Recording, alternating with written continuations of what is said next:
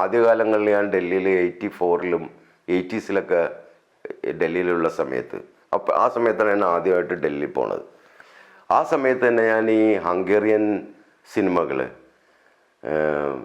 പിന്നെ ചെക്കോസ്ലോവേക്കിയൻ സിനിമകൾ, ഫ്രഞ്ച് സിനിമകൾ, അവിടെയുള്ള എംബസി കൾച്ചറൽ സെൻറ്ററുകളിൽ പോയിട്ട് റെഗുലറായിട്ട് കാണുമായിരുന്നു. അപ്പോൾ സിനിമ ഭ്രാന്ത് കാരണമാണ് അവിടെയൊക്കെ പോയി കാണുകയും, പിന്നെ അവരുടെ ഈ ലൈബ്രറികളുണ്ട്, അവിടെ ഒത്തിരി ഫോട്ടോഗ്രാഫിയെ കുറിച്ചിട്ടുള്ള ഒരുപാട് ബുക്കുകളുണ്ട്. സ്പെഷ്യലായിട്ട് ഈ മുകുന്ദൻ അവിടെ ജോലി ഉണ്ടായിരുന്ന കാരണം, കൾച്ചറൽ സെൻറ്ററിൽ ജോലിയുള്ള സമയത്ത് ഞാൻ പുള്ളിയായിട്ട് ചെറിയ അടുപ്പത്തിൽ അവിടെ പോയിട്ട് എല്ലാ സിനിമ ക്ലബ് ഫിലിം ക്ലബ് മെമ്പറായിരുന്നു ഈ ഫ്രഞ്ച് സിനിമയുടെ. അപ്പോൾ അവിടെ ചെല്ലുമ്പോൾ പുള്ളി ഇടയ്ക്കിടയ്ക്ക് എന്നെ ഫ്രഞ്ച് പഠിക്കാനായിട്ട്, എന്നിട്ട് എനിക്കൊരു ഫ്രഞ്ച് ബാക്ക്ഗ്രൗണ്ട് ഉണ്ട് നേരത്തെ തന്നെ, ഫ്രഞ്ച് പഠിച്ചിട്ടുള്ള. അപ്പോൾ എൻ്റെ അടുത്ത് പുള്ളി പറയും, ഫ്രഞ്ച് വളരെ നല്ലതാണ്, ഫ്രഞ്ച് പഠിക്കും.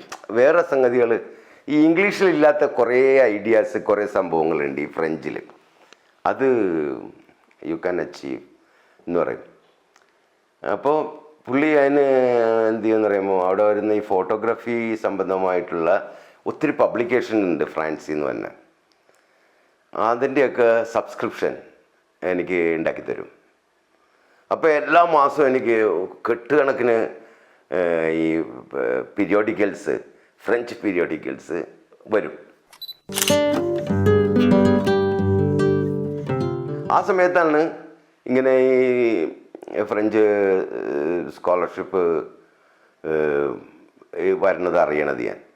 അപ്പോൾ അവർക്ക് മസ്റ്റാണ് ഫ്രഞ്ച് സ്പീക്ക് ചെയ്യുന്ന ആൾക്കാരായിരിക്കണം, അല്ലാതെ അവിടെ ചെന്നിട്ട് കാര്യമില്ല. അവിടെ ഇംഗ്ലീഷിൽ നടക്കില്ലൊന്നും, ഫ്രഞ്ച് സ്പീക്കിംഗ് വേണം. അങ്ങനെ ഞാൻ ഇതിന് അപ്ലൈ ചെയ്ത് കഴിഞ്ഞപ്പോൾ അവരെനിക്ക് തന്നു ഇത്. അപ്പോൾ എനിക്ക് നോക്കിക്കഴിഞ്ഞാൽ എന്താ വെച്ചിട്ടുണ്ടെങ്കിൽ ഈ ഫോർമലായിട്ടുള്ള എഡ്യൂക്കേഷൻ വളരെ കുറവാണ്. അപ്പോൾ അവർക്ക് ഒരു ഡൗട്ടും ഇല്ലാത്ത വിധത്തിൽ, ഇപ്പോൾ ഇവിടെയൊക്കെ ആണെങ്കിൽ നമുക്കത് കിട്ടില്ല, ഒരു ഡൗട്ടും ഇല്ലാത്ത വിധത്തിൽ അവരെനിക്ക് തന്നിട്ട് എൻ്റെ അടുത്ത് ആകെ ഒരു കാര്യം പറഞ്ഞുള്ളൂ, നിങ്ങൾ ഫ്രഞ്ച് ഒന്നും കൂടെ പോളിഷ് ചെയ്യണം നിങ്ങളുടെ എന്ന് പറഞ്ഞു.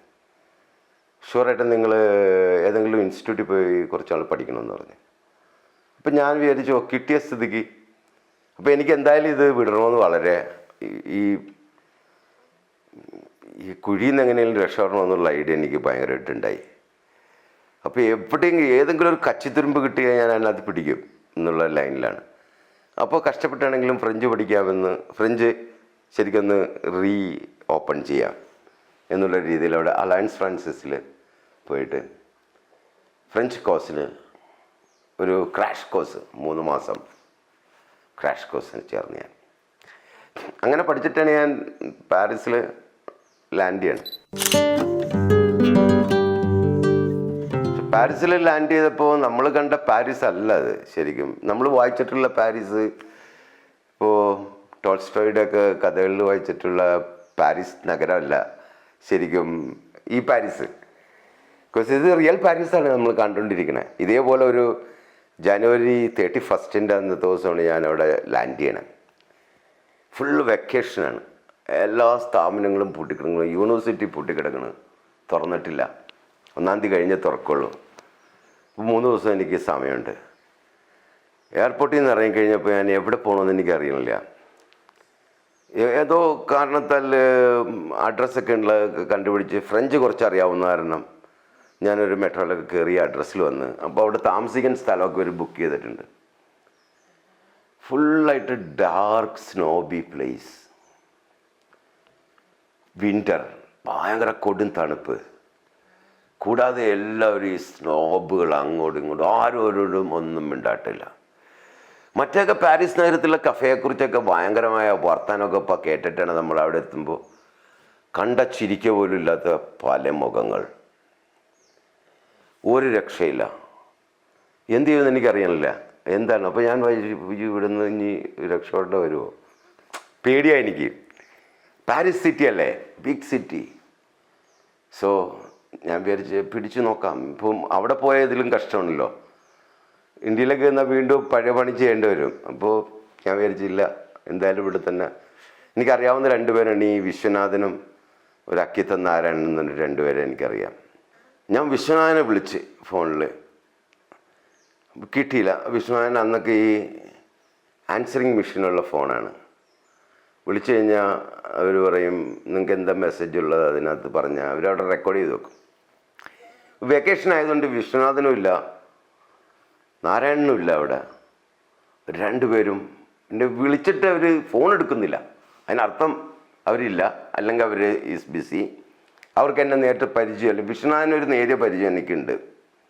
ബിക്കോസ് ഞാൻ ഈ ചോഴമണ്ഡലിൽ പോയിട്ട് അവിടെ ചെന്നൈയിൽ കുറച്ചാൾ ജോലി എടുക്കുന്ന സമയത്ത് ചോഴമണ്ഡലിൽ പോയിട്ട് അങ്ങനെ വിശ്വനാഥൻ എനിക്ക് പരിചയമുണ്ട്. എനിക്ക് കോമൺ ഫ്രണ്ട്സ് വിശ്വനാഥൻ്റെ വേറെ പല ആൾക്കാരുണ്ട്. എന്നുണ്ടെങ്കിൽ തമ്പി കാക്കനാടൻ, ബേബി കാക്കനാടൻ. അപ്പോൾ ബേബി ചായനൊക്കെ ആയിട്ടൊക്കെ അങ്ങനെ ഈ വിശ്വനാഥനെ കൊല്ലമൊക്കെ ആയിട്ടൊക്കെ ഉള്ള കാരണം വിശ്വനാഥൻ എനിക്ക് നേരത്തെ തന്നെ ജലപാലപ്പണിക്കർ ഒക്കെ ആയിട്ട് ജയപാലപ്പണിക്കർ വിശ്വനാഥനൊക്കെ എനിക്ക് നേരത്തെ അറിയാം. അപ്പോൾ ആ ഒരൊറ്റ ധൈര്യത്തിലാണ് വിശ്വനാഥനെ വിളിച്ചുകൊണ്ടിരിക്കണത്. കിട്ടുന്നില്ല.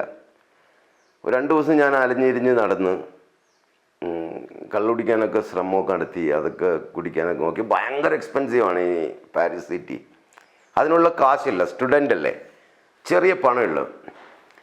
അപ്പോൾ എന്ത് ചെയ്യുമെന്ന് അറിയാതെ ഇങ്ങനെ 1-ാം തീയതി കഴിഞ്ഞ് വൈകുന്നേരമായി. അപ്പോഴത്തേക്കും ഭയങ്കര ആഘോഷമൊക്കെ നടക്കുന്നുണ്ട് ഇവിടെ. അങ്ങനെ വെടിക്കെട്ട് ഇതൊക്കെ നടക്കുന്നുണ്ട്. അതെല്ലാം കാണുന്നുണ്ട്. എല്ലാം കണ്ട് അതിനിടയിൽ കൂടെ ഞാൻ ആ നോർത്തർഡാമിൽ പോയി. അവിടെ അതൊക്കെ കുറിച്ച് വായിച്ചിട്ടൊക്കെ ഉണ്ടല്ലോ. ആ പള്ളിയിലൊക്കെ പോയി. അവിടെ ചെന്ന് ഭയങ്കര ഒരു ചർച്ച്, ഭയങ്കര ഒരു കത്തീഡ്രൽ, ബ്യൂട്ടിഫുൾ കത്തീഡ്രൽ, ഒരു കുന്നിൻ്റെ മുകളിൽ പാരീസിൽ. അവിടെ പോയി കുറേ നേരം ആ സ്റ്റെയർ കേസിലൊക്കെ ഇരുന്ന്. എന്നിട്ടൊന്നും സമയം പോണില്ല. പോകണ്ടേ, യൂണിവേഴ്സിറ്റി ആണെങ്കിൽ തുറക്കണമില്ല. 1-ാം തീയതി ഞാൻ വൈകുന്നേരം ആയി കഴിഞ്ഞപ്പോൾ ഫോൺ വിളിച്ചപ്പോൾ വിശ്വനാഥൻ ഫോൺ എടുത്ത്. അപ്പോൾ എനിക്ക് ഒരാളെ കിട്ടിയല്ലോ. ഈ 3 ദിവസം എന്ന് പറഞ്ഞിട്ടുണ്ടെങ്കിൽ ശരിക്കും ഫുൾ ഏകാന്തതയാണ്. ഒരാളോട് ഒരക്ഷരം സംസാരിക്കാനില്ല. ഇന്നത്തെ പോലെ മൊബൈൽ ഫോൺ നോണ്ടിട്ടിരിക്കുകയെന്ന് വെച്ചാൽ അതിന് മൊബൈൽ ഫോണില്ല, യാതൊന്നുമില്ല. നാട്ടിലേക്ക് വിളിക്കുകയെന്ന് വെച്ചിട്ടുണ്ടെങ്കിൽ ഒരുപാട് വലിയൊരു എക്സ്പെൻസസ് ആണ്. തിരിച്ചു പോകാനാണെങ്കിൽ പറ്റില്ല. ഈ 3-4 ദിവസം ഇതിലെ അങ്ങോട്ടും ഇങ്ങോട്ടും നടക്കുക. പിന്നെ ഒറ്റ കാര്യം ഉണ്ടായിരുന്നുള്ളൂ, ഞാൻ സിറ്റി മുഴുവൻ വെറുതെ ഇങ്ങനെ നടക്കാൻ തുടങ്ങി. അങ്ങനെ ഒരെങ്കിലും അറിയാമല്ലോ, ഇങ്ങനെ ഈ മഞ്ഞ് വേണമല്ലോ, ഭയങ്കര തണുപ്പും, അധികം സഫിഷ്യൻ്റായിട്ടുള്ള വാം ക്ലോത്ത്സ് ഇല്ല. നമ്മൾ ഈ ഡൽഹിയിൽ ജീവിക്കണ വാം ക്ലോത്ത്സാണ് ആകെ ഉള്ളത്. അത് വെച്ചിട്ടാണ് അവിടെ പോയേക്കണത്. അപ്പോൾ അത്ര വാം ക്ലോത്തേ ഉള്ളൂ, കാശും കുറവ്. അപ്പോൾ എങ്ങനെയായാലും തിരിച്ചു വന്ന് ഈ ഹോസ്റ്റലിൽ വന്നിട്ട് അവിടെയുള്ള ഭക്ഷണം കഴിക്കണം. ആരും കാണുന്നില്ല. ലൈബ്രറികളിൽ പോകാനായിട്ടാണെങ്കിൽ അതെല്ലാം അടഞ്ഞു കിടക്കുന്നു. മ്യൂസിയത്തിലൊക്കെ ഭീകര കാശാണ് ടിക്കറ്റ് ഫീസ്. എന്നുണ്ടെങ്കിൽ അന്നൊക്കെ ഫ്രാങ്കാണ്, ഇന്നത്തെ പോലെ യൂറോ ഇല്ല. അന്ന് 90 ഫ്രാങ്ക് കൊടുക്കണം മ്യൂസിയത്തിൽ കയറി നോക്കാൻ, കാശും. അങ്ങനെ 1-ാം തീയതി ഇയാൾ വിളിച്ചപ്പോൾ ഇയാൾ ഫോൺ എടുത്ത്. ഞാൻ പറഞ്ഞു ഇങ്ങനെയാണ്. നാളെ വരൂ കാലത്തെന്ന് പറഞ്ഞ്. അപ്പം പിന്നെയോ ഒരു രാത്രി നമ്മളുടെ അവിടെ താമസിക്കണേണ്. പിറ്റേ ദിവസം ഞാൻ എൻ്റെ അടുത്ത് പറഞ്ഞന്ന് ഫ്രഞ്ച് അറിയുമെന്ന് ചോദിച്ചു. ഞാൻ പറഞ്ഞു കുറച്ചറിയാം എന്ന് പറഞ്ഞ്. ഇങ്ങനൊരു മെട്രോ പിടിച്ചിട്ട് എൻ്റെ അടുത്ത് വരാൻ പറഞ്ഞ് അവിടെ പോയി. അവിടെ നിന്ന് പുള്ളിയുടെ ഫ്ലാറ്റിൽ നടന്ന് ഞാൻ അവിടെ പോയി. അവിടെ ചെന്ന് ഒരു കുട്ടി മുറി, ഒരു ചെറിയ ഈ സ്റ്റുഡിയോ അപ്പാർട്ട്മെൻറ്റ്സാണ്. ഒരു മുറി, ഒരു ചെറിയ അടുക്കള, ഒരു ചെറിയൊരു ഷവർ, ക്യാബിനറ്റ്, ഇത്ര ചെറിയൊരു സ്ഥലമാണ്. അത് ആ സ്റ്റുഡിയോ അപ്പാർട്ട്മെൻറ്റ് പുള്ളി 2ആക്കിയിട്ട് ഒരു അറ്റിക്കൊക്കെ ഉണ്ടാക്കിയിട്ട് അതിൻ്റെ മുകളിലാണ് കിടക്കുന്നത്. വിഷ്ണുനൊക്കെ ചെറുപ്പമാണ്. അപ്പോൾ അന്നത്തെ സമയത്തൊക്കെ ഒരു ചെറിയൊരു മൂവിയോളം ഇരിപ്പുണ്ട് അവിടെ. പുള്ളിയുടെ സിനിമ സ്വന്തം എഡിറ്റ് ചെയ്യാനായിട്ടുള്ളൊരു മൂവിയോളം ഉണ്ട്. അപ്പോൾ ആദ്യമായിട്ടാണ് ഈ മൂവിയോളം ഞാൻ കാണുന്നത്. അത് ഭയങ്കര ഒരു കൗതുകമായിരുന്നു എനിക്ക്. ഒരു മൂവിയോളം ഒരാളുടെ വീട്ടിൽ, സ്പെഷ്യലായിട്ട് ഇങ്ങനെ മൂവിയോളൊന്നും ആരും വീട്ടിൽ വാങ്ങി വെക്കില്ല. അപ്പോൾ അതൊക്കെ അവിടെ ഇരിക്കുന്നുണ്ട്. വിശ്വനാഥൻ ഉടനടി പറഞ്ഞ് എന്തൊക്കെയുണ്ട് എന്നൊക്കെ ചോദിച്ച് എപ്പോൾ വന്നെന്നൊക്കെ ഞാൻ കഥയൊക്കെ പറഞ്ഞ് ഞാൻ ചോറൊക്കെ വെക്കട്ടെ എന്ന് പറഞ്ഞ് ചോറൊക്കെ ഉണ്ടാക്കി. എന്തോ റൈസ് ഉണ്ടാക്കി. പിന്നെ എൻ്റെ അടുത്ത് പറഞ്ഞ് അച്ചാർ വീട്ടിൽ നിന്ന് കൊണ്ടുവന്നിട്ടുള്ള നാട്ടിൽ നിന്ന് അതൊക്കെ ഉണ്ട്, അതൊക്കെ തരാമെന്ന്. ഞാൻ പറഞ്ഞു എനിക്ക് അതിലൊന്നും വലിയ ഇൻട്രസ്റ്റ് ഇല്ല, നിങ്ങളെ കണ്ടല്ലോ എന്ന് പറഞ്ഞ് കുറേ നേരം വർത്തമാനമൊക്കെ പറഞ്ഞ് പിന്നെ ഒരു കഫേയിലൊക്കെ പോയി ഞങ്ങൾ കുറേ ബിയറൊക്കെ കുടിച്ച് ആ സമയത്ത്.